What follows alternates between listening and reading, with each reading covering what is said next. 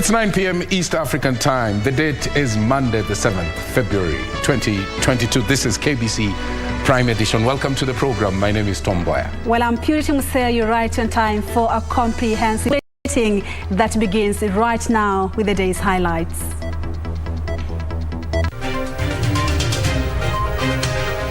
Kila Mkenya awe ana uwezo wa kwenda hospitali na kutibiwa na kurudi nyuma, kurudi kazini kwake bila kuwa amefilisika na ameishiwa, ameuza vyombo vya jikoni, ameuza vitanda, ameuza kila kitu kwa sababu ya ugonjwa. A milestone. Kenya bolsters and rolls out universal health coverage. Mimi sina project ya mtu mimi, lakini nitaangalia hata mimi kura yangu sitaweka pahali ya mtu mimi nitaamini. Bare knuckle. President Uhuru hits out at critiques within his administration.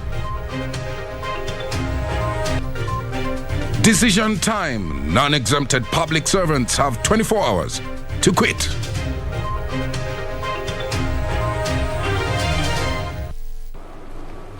Many thanks indeed for joining us. And where are you tuned in from? At KBC Channel 1 News at Purity_Museo at Mboya24. The hashtag is Prime Edition. Lensa Odingo is our sign language interpreter tonight.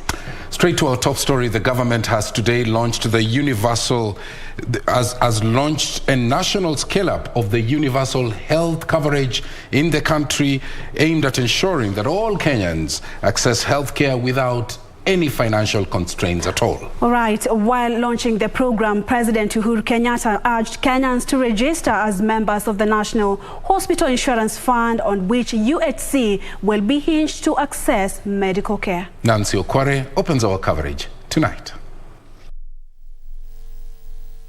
On Monday, President Uhuru Kenyatta was in Mombasa County to launch the Universal Health Coverage Policy, meant to accelerate the implementation of UHC across all the 47 counties.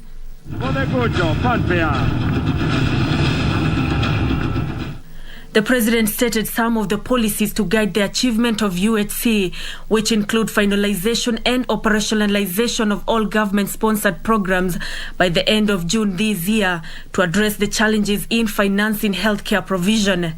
Others included digitization of services and interlinking the biometric registration at NHIF with the Huduma number database. My administration has developed the Universal Healthcare Coverage Policy covering the period 2020 to 2030 to guide the acceleration of the progress in attaining universal health coverage. I am also pleased with the development of the Kenya Health Financing Strategy, which proposes practical solutions to addressing financing challenges.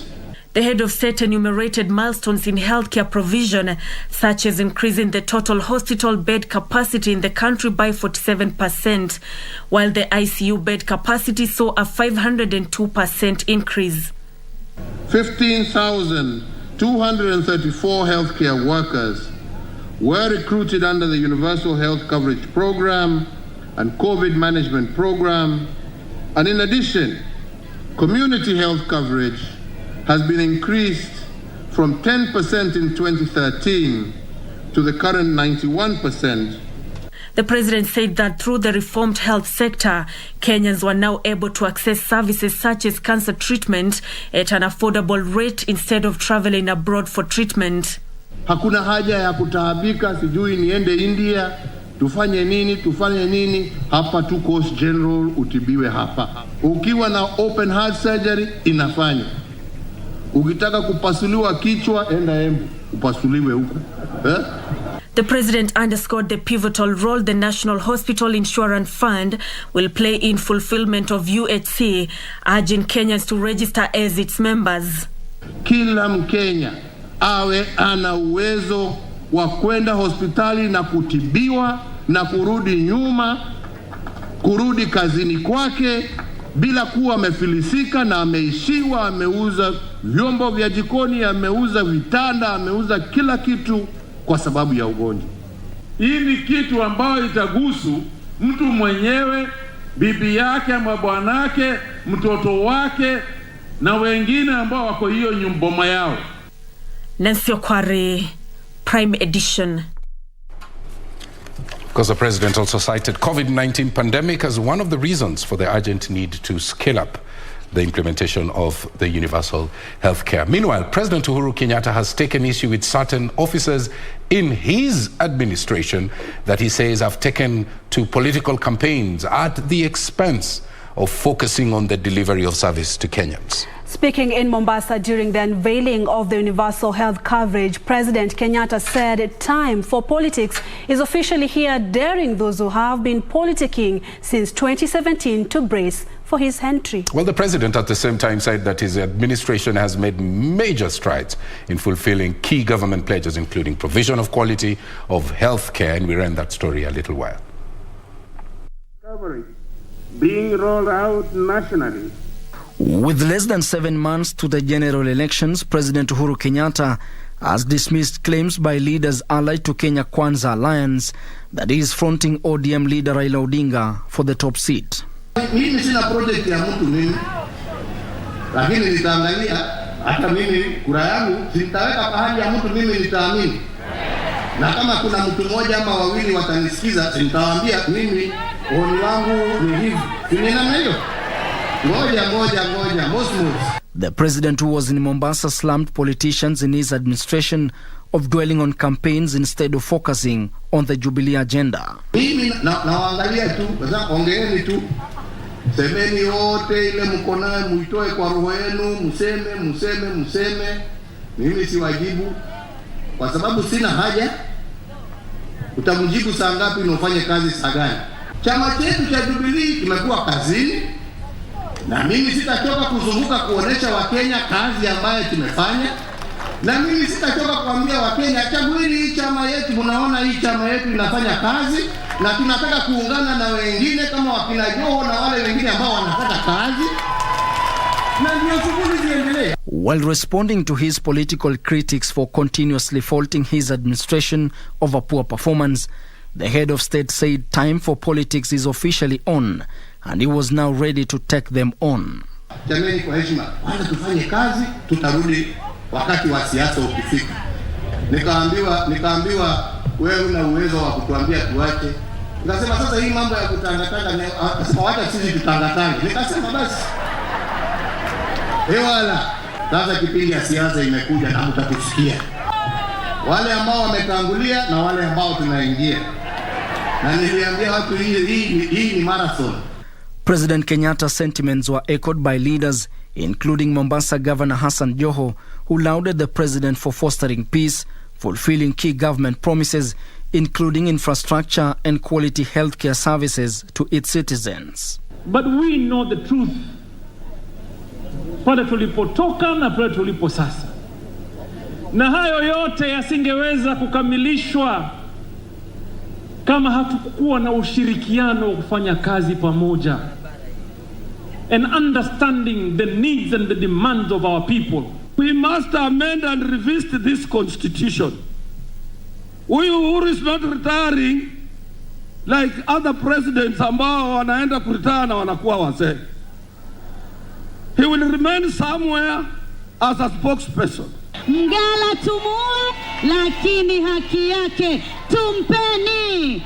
Na mimi najua Mheshimiwa Rais, katika kipindi cha kwanza, kama usingekuwa na vidudu mtu, ungekuwa umetenda maajabu kama yale unayoyatenda sasa.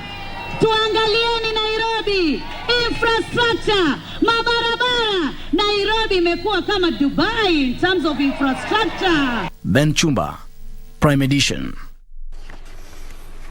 We'll come back to politics. Let's first look at a story here. President Uhuru Kenyatta has called for a harmonized curricula for the training of medical students. The president has also urged health sector players to embrace research and adopt modern technology and innovation to improve healthcare in the country. He made the remarks in Mombasa when he opened a 3-day conference for health care personnel.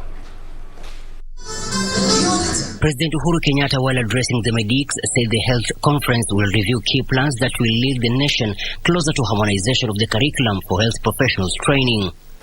That account must give us a picture of what has worked and what has not, and the reasons why. The primary purpose here is to tease out lessons learned as well as best practices. While lauding the quality of healthcare training in the country, the president urged stakeholders to come up with mechanisms to ensure changes proposed are optimally implemented. And what we must make sure is that we have the caliber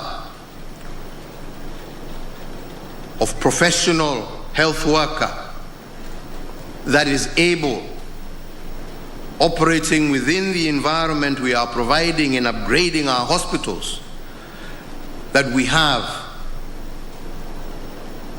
trained men and women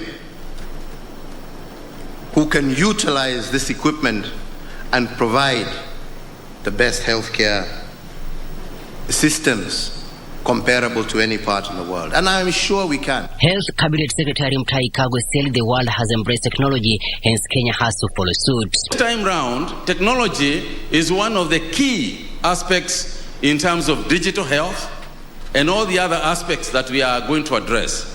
We are going to ask ourselves many questions, sir. Is what we are learning today what we should be learning?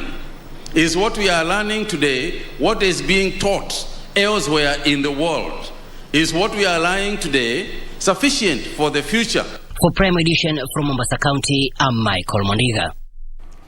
Let's take you back to politics. Kenya Kwanza Alliance has promised major changes in the education sector should it form the next government. Led by Deputy President William Ruto, the alliance leaders who were in Museo said the new competence-based curriculum is a burden to ordinary Kenyans that they said cannot keep up with its requirements. Wycliffe Okech is our man on that story. The Kenya Kwanza Alliance on Monday intensified its campaigns in the Western Kenya region with rallies in Malaba and Nambale towns, Butula, Ogalo and Mboya markets in Busia County. As the principals led by Deputy President William Ruto sought to rally the Luhya nation behind the alliance. Mimi nauliza nyinyi watu wa Butula, mko tayari tuunde hii serikali pamoja? ANC party leader Musalia Mudavadi being categorical, saying it was high time the Luhya nation withdrew its support for ODM leader Raila Odinga, claiming the former prime minister had taken the community for granted for far too long. Mbona yeye anaweka jam kule? Anaweka traffic jam. Hataki wengine waende mbele. Hapana bwana. Saa hii tumesema sisi wenyewe kama hataki kuondoa jam, sisi tutamuondoa ndio jam itoke huko mbele, Wakenya wengine waende mbele. The alliance told the rallies that it will effect major changes in the education sector by replacing the CBC curriculum with one that resonates with many Kenyans. Tutahakikisha elimu inakuwa ya bure kwa wanafunzi wa wazazi wetu. Na sio tu kusema elimu ni ya bure, alafu mtoto akifika shule, leta kalamu, leta lunch, sijui leta activity, nunua basi, nini. Hizi vitu zote zinasumbua wazazi. Tutahakikisha elimu ni ya bure na ni ya bure kwa kila mzazi. Watoto wanaumia, walimu wanaumia. Sisi tunasema tukipata mamlaka kama Kenya Kwanza tarehe 9 mwezi wa Agosti, na mimi najua kwa hiari ya Mwenyezi Mungu mtatupatia uwezo huo, tutang'oa huo mfumo wa CBC, tulete mfumo wa elimu ambao unaeleweka na Wakenya wote. The principals saying the development they seek to effect in agriculture will bring an end to perennial floods in Budalangi.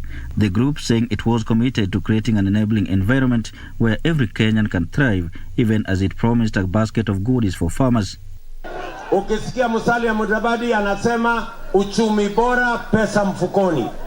Weta anasema haki na usawa. Sisi tunasema bottom. Hiyo ni mambo yote ni ya nini? Ni ya uchumi. The alliance further promised industrialization and universal health coverage where every Kenyan will be issued with an NHIF card. Kabla ya mwisho wa mwaka huu, before December this year, kila mmoja wenu utakuwa na bima ya afya ya NHIF. Na kila mtu utaenda hospitalini, utatibiwa kadi ya NHIF itakusimamia, utaenda nyumbani bila kulipa pesa yoyote. The Kenya Kwanza Alliance will be continuing its intensified campaigns in the Western Kenya region with rallies in Kakamega County on Tuesday and Trans Nzoia County on Wednesday before switching gears to Kisii and Nyamira counties. Wycliffe Okech, Prime Edition from Busia County. Meanwhile, the National Assembly Speaker Justin Muturi has vowed not to relent in his quest to become the 5th president under the Democratic Party. While remaining tight-lipped over his coalition plans ahead of the August polls, Muturi said that the party will announce its next political move after concluding its internal consultations. Safina Chieng-Ouma reports. National Assembly Speaker Justin Muturi says the Democratic Party has put in place the necessary measures to secure victory in the August 9th general election. Muturi, however, remaining cagey on his plans to join coalitions, downplaying talks that he will shelve his ambition to vie for the country's top seat in favor of his opponents. I don't belong to the category of quitters. I'm no quitter. Yeah, and let me say also that we are doing our consultations as a party first. We cannot go to consult other people there before we have first of all agreed. So we are not yet there. We are not yet there. So please hold your horses, even if you have two. hold them. They may be shocked. They may be shocked. They'll be shocked. You know, a day in politics is a long time, so it is said. Muturi was speaking during an event to receive defectors to the Democratic Party. The party has also embarked on a nationwide recruitment of aspirants of various political seats. As the Democratic Party, we are grateful that these leaders have found it worthy to express their confidence in our party, the Democratic Party. And we believe that we will be moving quite well, and this is just but the beginning. Meanwhile, a section of leaders from the Party of National Unity has opposed the proposed amendments to the election law, which among others proposes to revert to the manual transmission of results.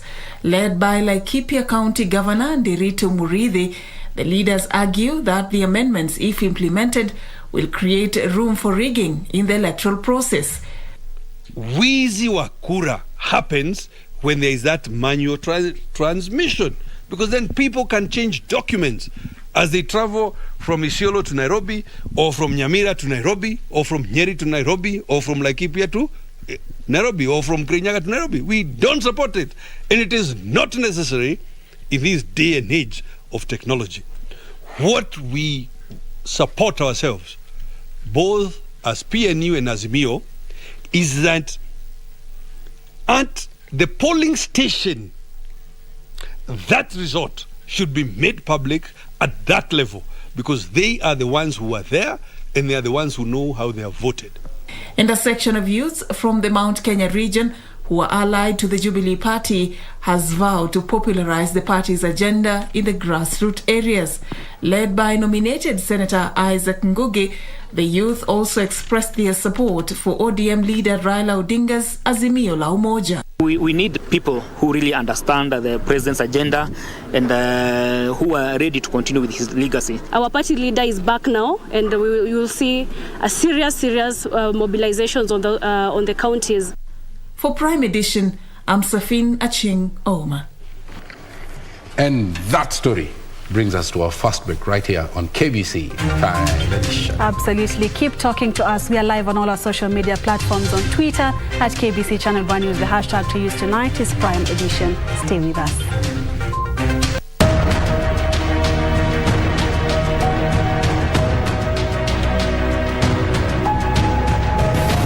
McDonald, Jomo Kenyatta and Ronald Ngala were at Nairobi Airport to welcome Mr. and Mrs. Duncan Sands. The Colonial Secretary is to meet the top men out there in a constitutional conference. King's African Rifles mounted the Guard of Honor. Kenyatta and Ngala are Governor McDonald's Ministers of State. A splendid legacy for the new government that will take over when the Constitution has been hammered out. Mr. Sands will give on-the-spot help to Kenyatta to come to terms with Africans who don't see eye to eye with him. Mr. McDonald is giving invaluable help.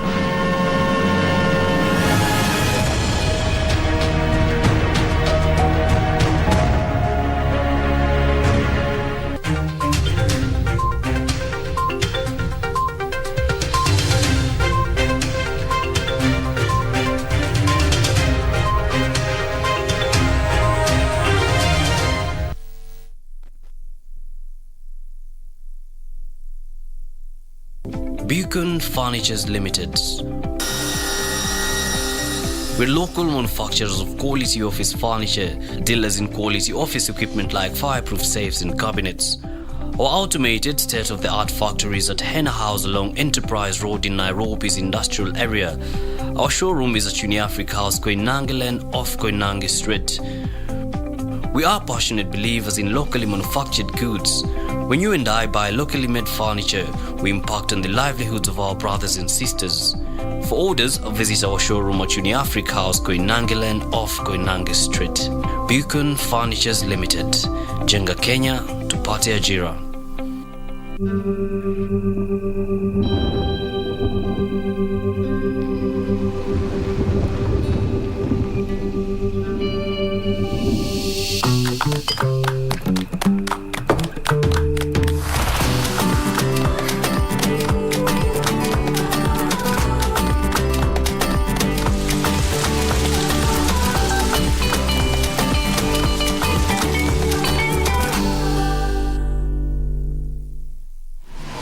Log on to the KBC website at www.kbc.co.ke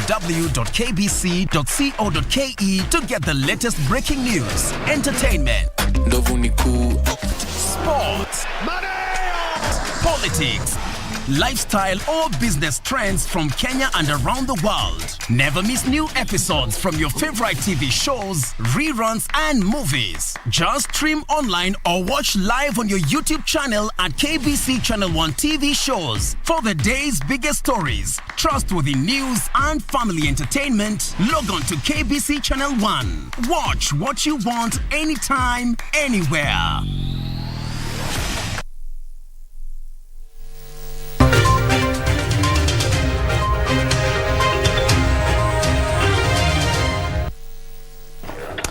Welcome back. Civil servants and non-exempted public servants seeking to join active politics have until Tuesday, the 8th, and that's tomorrow, to resign pursuant to a directive by the Independent Electoral and Boundaries Commission. Kenya's ambassador to Uganda, Kiema Kilonzo, is the latest public servant to resign, joining the growing list of high-profile civil servants who have ditched the civil service for politics. Here's that report.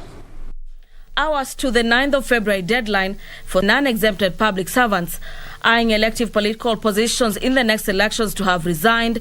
Those in this bracket are obliging. Nataka wanieleze, mimi sitaki kwenda kuwaambia. Masaa ni mapema kuuza sera, mapema sana. Sababu ni vizuri tusikize na tusikizane, ndio tupange mikakati ya county pamoja na wananchi. Kenya's ambassador to Uganda, Kiema Kilonzo, is the latest to resign, having set his eyes on Kitui gubernatorial seat. Various cabinet secretaries and permanent secretaries, among them John Munyes, who is eyeing Turkana gubernatorial seat, and Water permanent secretary Joseph Irongo, who has cast his eyes on Muranga gubernatorial race, are set to ditch public service and enter active politics. Other civil servants who have already tendered their resignations and hit the campaign trail are Chief Administrative Secretary Joseph Boynette and Vinyandeti, who resigned last week, eyeing Elgeyo Marakwet senatorial race and Machakos governor respectively. I have henceforth tendered my resignation from the office of Chief Administrative Secretary from today, 4th February 2022. Even as I set off to go and respond to the voices of the people of Machakos County, I assure His Excellency, the President, of my total support and availability to partner with national government to advance further development agenda. Former Rift Valley Regional Commissioner George Natembeya also resigned and joined the Trans Nzoia gubernatorial race. Nikijitayarisha kwenda kule Trans Nzoia kuitikia mwito wa wananchi wa Trans Nzoia kwamba wangependa wahudumie kama gavana wa huko mwito ambao nimeitikia. President Uhuru Kenyatta's aide Michael Wakenda also resigned to run for Kiambu senator position. The head of state, through a memo issued by the head of public service, Joseph Kinyua, directed those with political ambitions to vacate office before 8th of February. The law requires that government officers eyeing elective seats vacate on or before the 9th of February. For Prime Edition, I'm Gladys Mungai. Straight into the corridors of justice, activist Charles Rubia has filed a judicial review against the Office of the Commission of Administrative Justice Ombudsman for failing to take legal action against the Director of Public Prosecution over, among others, alleged incompetence. Rubia seeks to compel the Office of Ombudsman to investigate the DPP. This and other stories from the corridors of justice with Serafina Robi.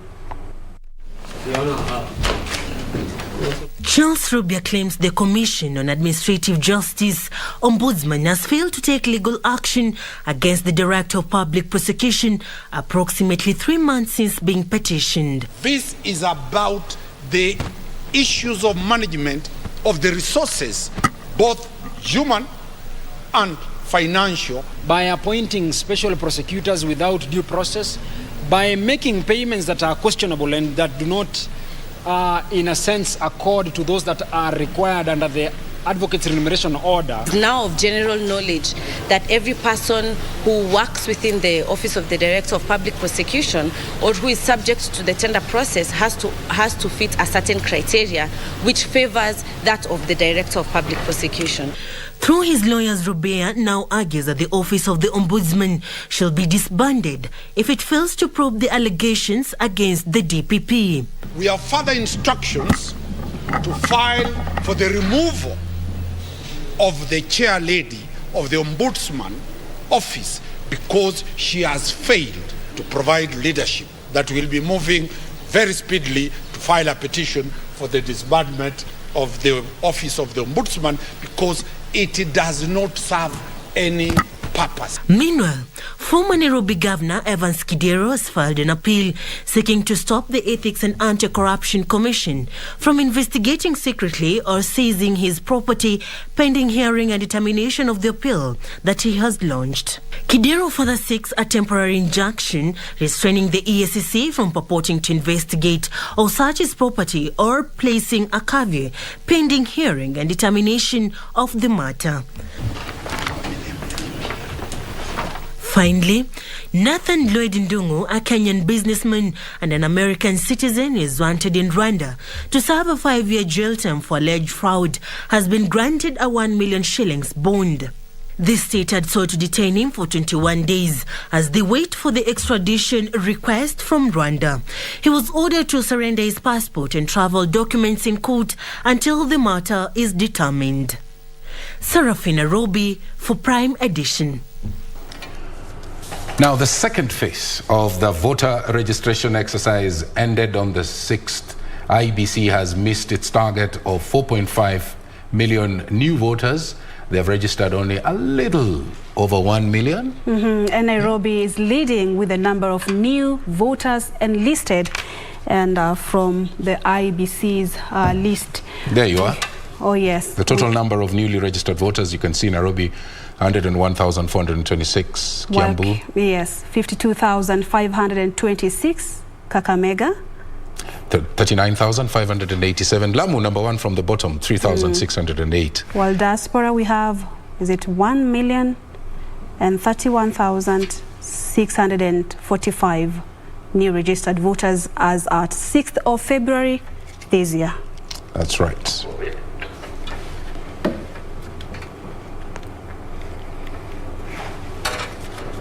All right, now the COVID situation update. 55 people have tested positive so far for COVID from a sample size of 3,216 tested over the last 24 hours. The positivity rate now stands at 1.7%. From these cases, 37 are Kenyans, 18 are foreigners, 34 are male, while 21 are female. While today no death was reported, meanwhile 137 patients have recovered from the disease, 121 are from the home-based isolation and care program, while 16 are from various health facilities countrywide. A total of 13.8 million vaccines have been administered across the country. Of these, over 6.9 million are partially vaccinated, while those fully vaccinated are slightly over 6 million. Another 285,456 people aged between 15 and 17 years have received the jab, while 193,591 have received booster doses. Globally, over 395 million cases of the COVID-19 have been reported to the World Health Organization, while slightly over 5.7 million people have sadly succumbed to the disease. Right, let's stay safe. To counties now. Residents of Siaya County have been urged to adopt alternative dispute resolution mechanisms, or ADR if you like, to resolve land disputes within that county. And the area resident, Justice Rosaline Aburili, noting that murder cases in Siaya High Court are as a result of land disputes. Elsewhere, a section of leaders from Narok have lauded the ongoing disarmament exercise in insecurity-prone regions in the country. These stories and more in our county news roundup. Speaking at Usingu in Bondo Sub-County, Siaya County, during the groundbreaking of a court, Lady Justice Aburili noted that in order to address the challenges related to succession and land dispute, the Legal Resources Foundation intends to establish an Environment and Land Uses Committee to help in sensitizing the public on matters land and succession. The dispute is over land. When somebody takes a panga and cuts another, it is very unfortunate. I urge, we have here young people, especially young people, the youth, you are our future, you are our present. Please, hiyo hasira mujaribu kupunguza. We get traumatized as magistrates, as judges, when we look at those photographs. In Narok County, a section of religious leaders have lauded the government's move to disarm residents with illegal weapons in embattled Baringo County. Kwa hivyo tunaona kwamba serikali wachunguzi, na kama kuna masiasa ambayo anafanya jambo kama hilo, watu wakiuana utapata faida gani? Hata hiyo kura utapata wapi? Elsewhere, residents in Goliba, Thika, Kiambu County benefited from a free cancer screening and training. Cervical and breast cancer are among the ailments that the free medical camp organized by Latan Medical Center screened. Common problem that we've noticed in this area is the hypertension, diabetes, and bone issues. People are having orthopedic issues. People suffering from back pains, joint pains, low abdominal pains, which revolves around cervix issues. So that's why we came up with this. Finally, a family in Kayos village, Endebe sub-county, is calling on the government's intervention following poor water pipes connection at an ongoing Chinese construction that led to breaking of water that resulted in loss of household items and food supplies. Nikakuja nikakonfirm kwa sababu kadi ilikuwa ni usiku. Nikaangalia maji ilipomoa chini ya bafu. Ya chini ya bafu ilikuwa inapitia kanda ya bafu. Alafu sasa hii yenye ilikuwa inaofalabi ya juu ndio ilikuwa inatupa kwa chini. For Prime Edition, I'm Zainab Said. On to the cabinet. James Gishuru would hold the fort and step down for Jomo Kenyatta during critical times in Kenya's struggle for independence from British colonial rule. And as a result of his loyalty, Kenyatta would always have a special regard coupled with government position for Gishuru. Tonight in our Monday segment, the cabinets, we focus on the late James Gishuru.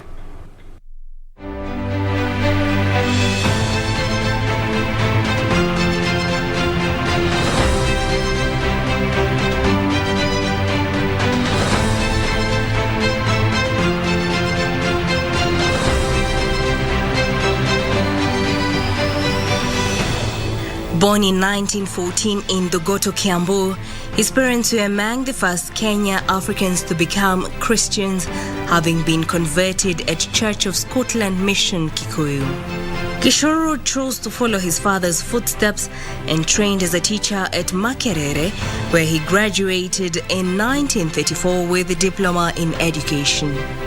He returned to teach his alma mater, Alliance High School, before later on becoming the headmaster of Church of Scotland Mission School in Kikuyu.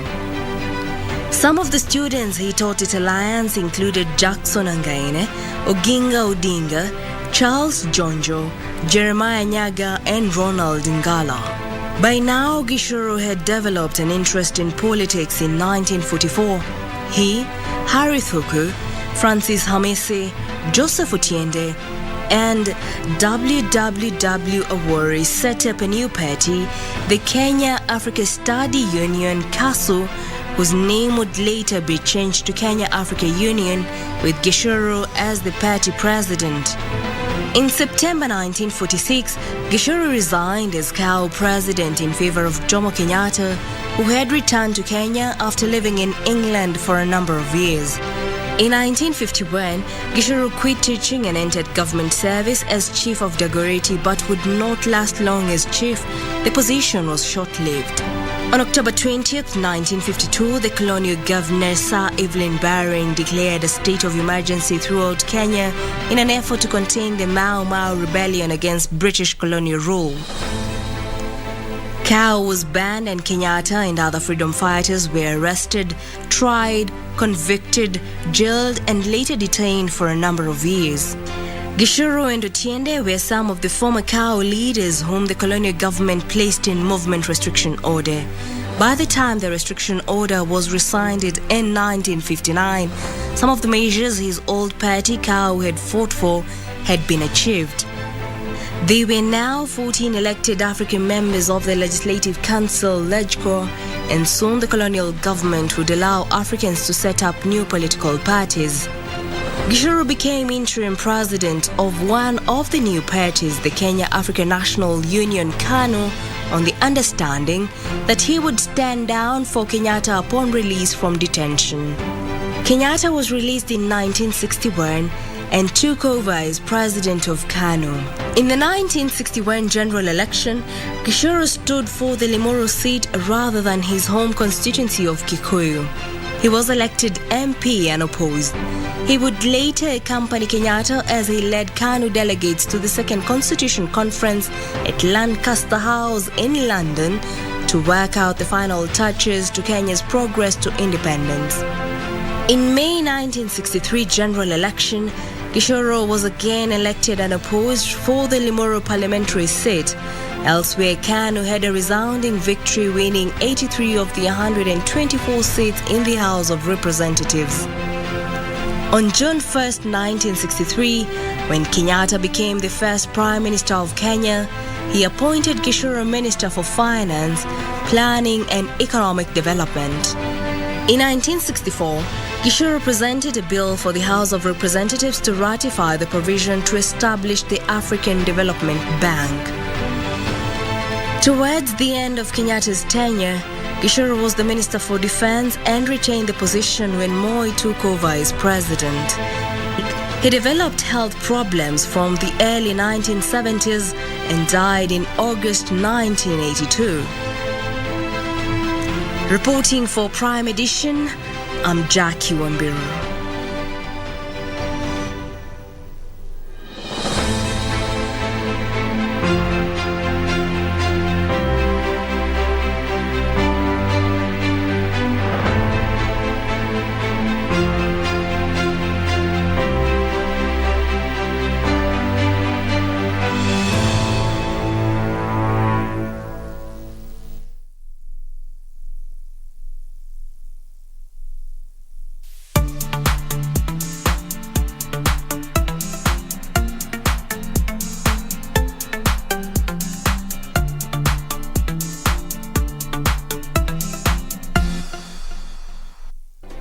Do you have a news story to share with KBC? Get in touch swiftly on email news@kbc.co.ke or call 0723 892 654 or 0734 780 124. Mundos divididos por una sombra de traición. I want you to promise that you'll return the land that your father stole from me to build his hotel. I'm not going anywhere. You and I need to talk. No! If I lose my son because of your foolish pride, you'll definitely lose me too. And I mean it. Let me see it. This is none of your business. No, Get your I need hands to off see this. what this is. Why are you hiding it from me? If you try to hurt me or my mother again, we'll deliver what's in that safe to the police. Is that clear? I will never stop loving you. And do you know why? Why? Because you're the father I never had. Lying heart. Fue sembrando el veneno y la ambición.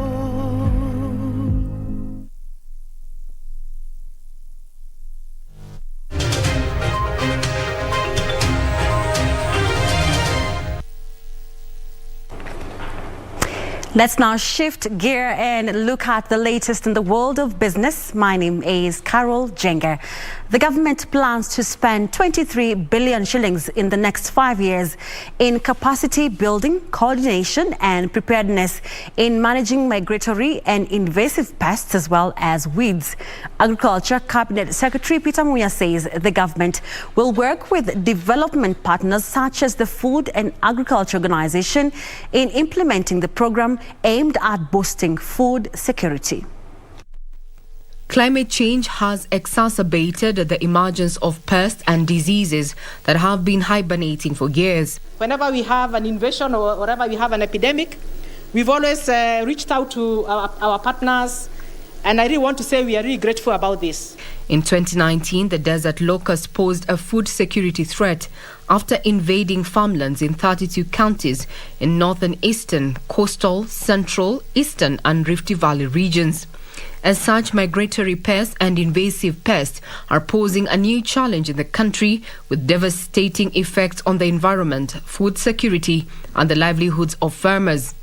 This ministry, with the support of FAO and the World Bank, spearheaded development of the strategy for management of migratory and invasive pests. To mitigate this, the government has rolled out a 23 billion shillings worth 5-year strategy encompassing the establishment of a modern information and knowledge management system to strengthen surveillance, forecasting and ensure timely and effective control operations. We're getting ahead of the issues as opposed to waiting for the crisis or the challenge to come to us and then figuring out ways that we have to address it by immediate or emergency assistance. Kenya will be partnering with the World Bank and the UN's Food and Agriculture Organization so as to fast-track implementation of the program. So I'm looking forward to continuing with that effort of collaborating, working together. National government to continue to provide the coordinating role that is required and also raising the resources that are required for us to be able to move the agenda forward. Regina Manyara reporting for Prime Edition. The government is calling on artisans operating from constituency industrial development centres to form or join associations in order to tap business opportunities in government agencies as well as in regional markets. Trade Principal Secretary Johnson Weru says equipment provided in the government-owned industrial centres are meant to facilitate small-scale entrepreneurs produce quality and standardised products that would appeal to the global market. Community industrial development centers based in constituencies are meant to ensure skilled graduates from TVETs have equipped spaces to start businesses. So far, 158 community industrial development centers have been set up with 100 work sites provided for technical skilled youth across the country, with Gatanga constituency being the pilot site for equipment distribution. However, Trade Principal Secretary Johnson Weru says land tussles are derailing the setting up of more industrial development centers in some areas. Such land which was initially meant for public service, or to refer to the public. And it will be so determined by the dispute resolution system, which is the judiciary. He says the 8th cycle of the Kenya Youth Employment Program would be rolled out next month and would target to fund artisans while pledging to facilitate exportation of products made in such centers. We have said and indicated anybody who has a D+, has not gone to college, has not gone to university, has a business idea, we shall advertise, apply, and all the successful applicants, each one of them will get a minimum of 50,000 up to a maximum of 3 million. We have over 10,000 MSCs for the last 3 months who have registered with us. So we expect that we would have over 6,000 industrial development centers, not centers but associations that have already registered with us. We are targeting 5 million MSC players to be registered by June this year.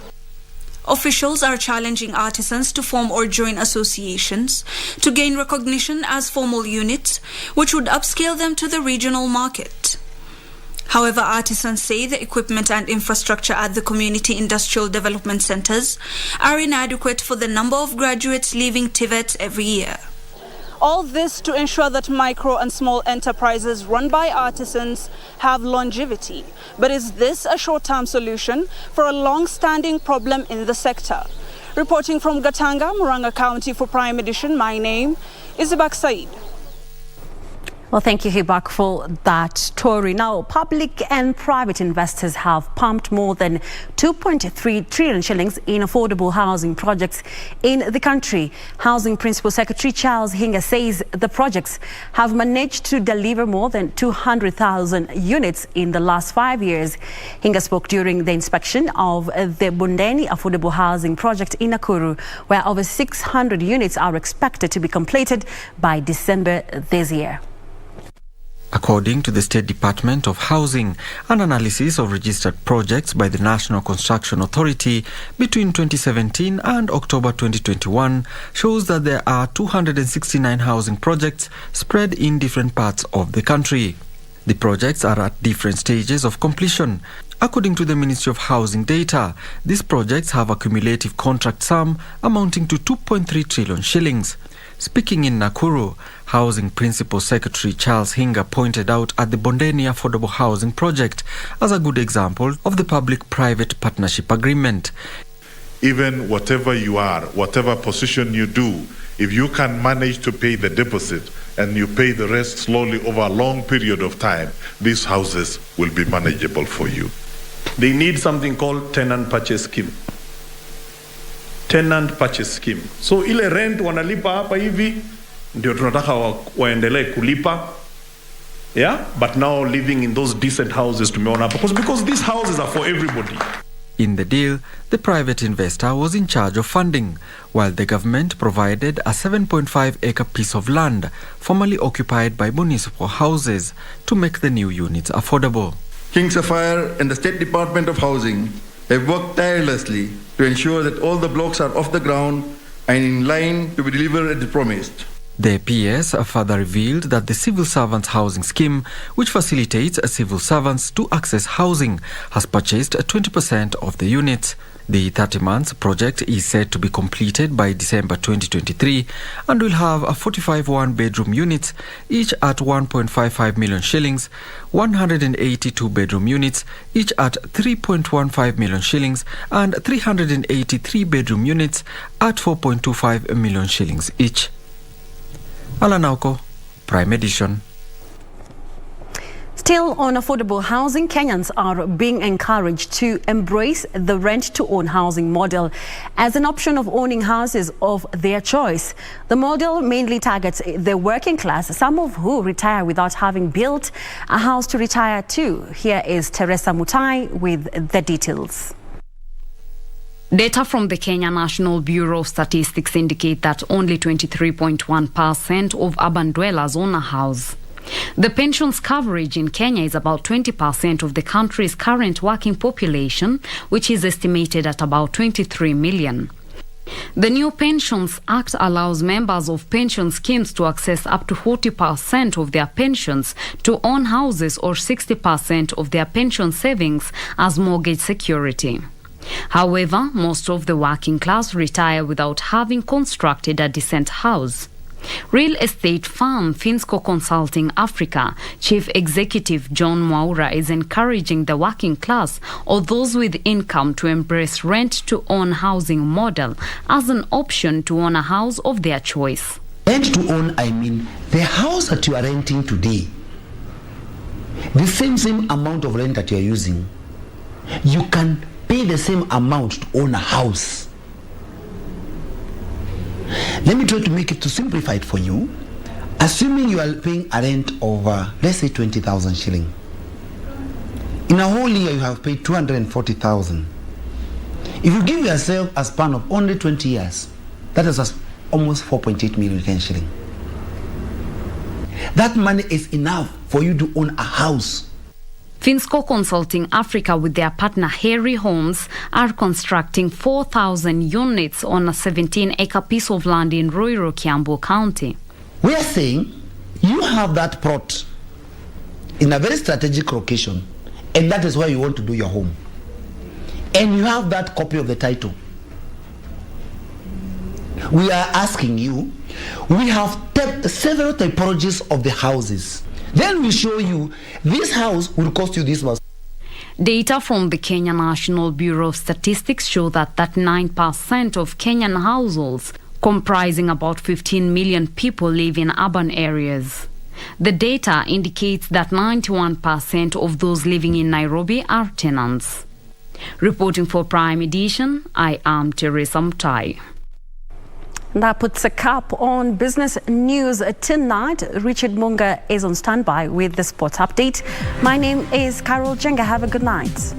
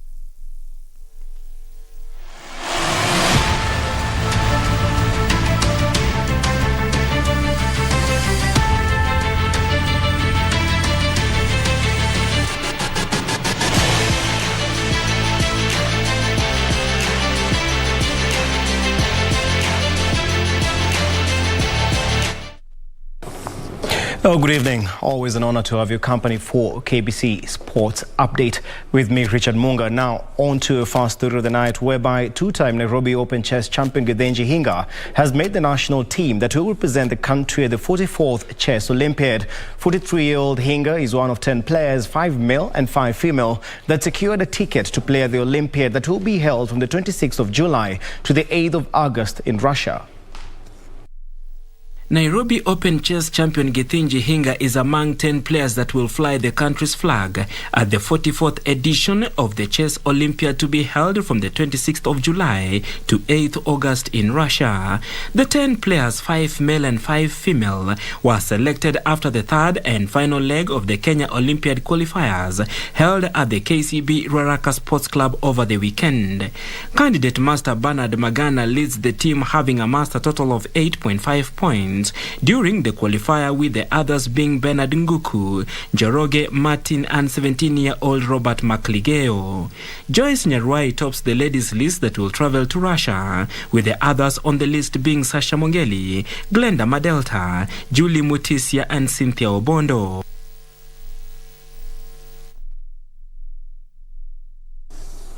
Also, the second edition of Magical Kenya Ladies Golf Open Tournament has received financial boost of 20 million shillings from Safaricom. The tournament is part of the Ladies European Tour and will take place from the 10th to the 13th of this month at the Vipingo Ridge Baobab course in Kilifi County. The tournament will be a 72-stroke leg of competition, and over 100 players are set to take to the course over 4 days. The field, of course, cutting to 60 for the final 2 days of play. Meanwhile, the Kenya team will comprise 4 amateurs and 1 professional. Naomi Wafula and Mercy Nyamchama will lead the charge for the amateurs, alongside 14-year-old Chanel Wangari of Vetlab and Faith Chimtai of Nandi Bears.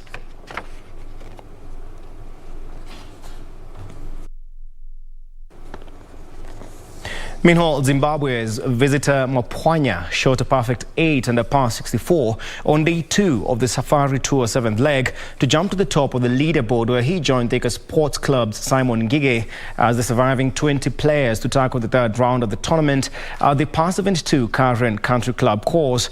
During today's second round, Mapwanya collected 10 pars and 8 birdies, 4 in each half in the bogey-free round. Round 1 leader Simon Ngige dropped a shot at the 17th, but he had made 4 birdies at the opening 9 in addition to the 3 birdies at the back 9 to also close the day on 12 under par. Staying very close, of course, Ngige staying close with the 2 leaders was another Zimbabwean, Robson Chinoi, who shot 5 under par 67 for a total of 8 under par 136. Switching now to other matters, whereby Western Jaguars men and Lakers hockey women teams are the champions of the 2022 Mulembe tournament, securing victories in their respective finals that were played at Iregi Teachers Training College in Kakamega County. Host Western Jaguars beat Wazalendo 2-1 in the men's final, while Lakers defeated University of Nairobi 1-0 in the ladies' final.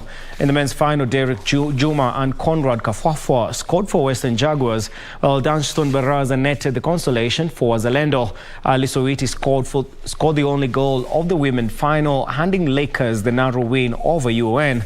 Jaguars pocketed a cash reward of 100,000 shillings, while Lakers took home 70,000 shillings. The tournament was used to prepare teams for the resumption of the Kenya Hockey League that is set for March this year.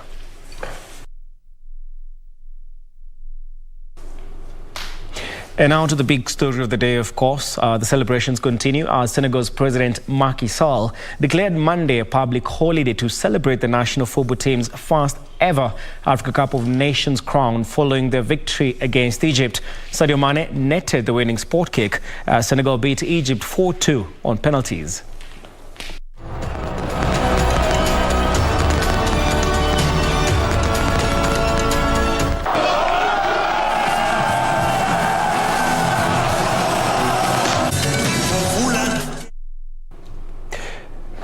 Now, to other matters, Leicester City manager Brendan Rodgers has expressed concern over the team's recent form after they relinquished their hold on the FA Cup that they won last year and their first in their history by losing 4-1 to Nottingham Forest. Forest will be up against Huddersfield Town in the 5th round. English champions, meanwhile, Manchester City will play away to Peterborough United. Here are some of the results from the 4th round as well as the upcoming 5th round fixtures.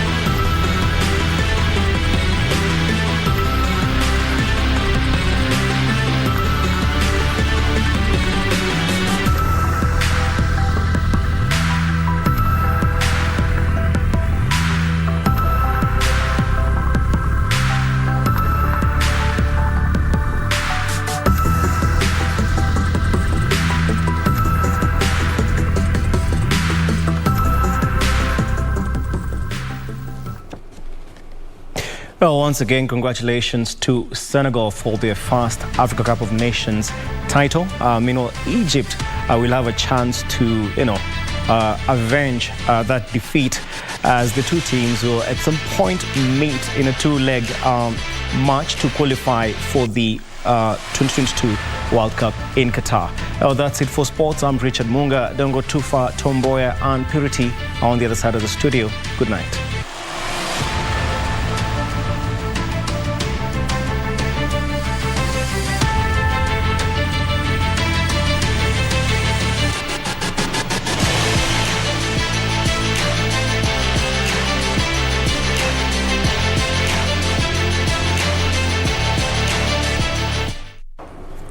Thank you, Richard. The Lions of Teranga. Which team are you supporting? I know Richard was with Egypt. Well, the mantra was, the other loser, we win. Richard was not very happy when he was reading that. He was trying to bring some hope for Egypt. Anyway, it's okay, Richard. That brings us to the end of Channel 1 Prime Edition this Monday night. Thank you for watching our broadcast tonight. I'm Purity Museo. Lensa Odingo has been our sign language interpreter. We'll see you again tomorrow, God willing, same place and same time. Well, it's a holiday in Senegal, but we'll be back tomorrow on duty. My name is Tomba. Thank you for watching. Good night and God bless.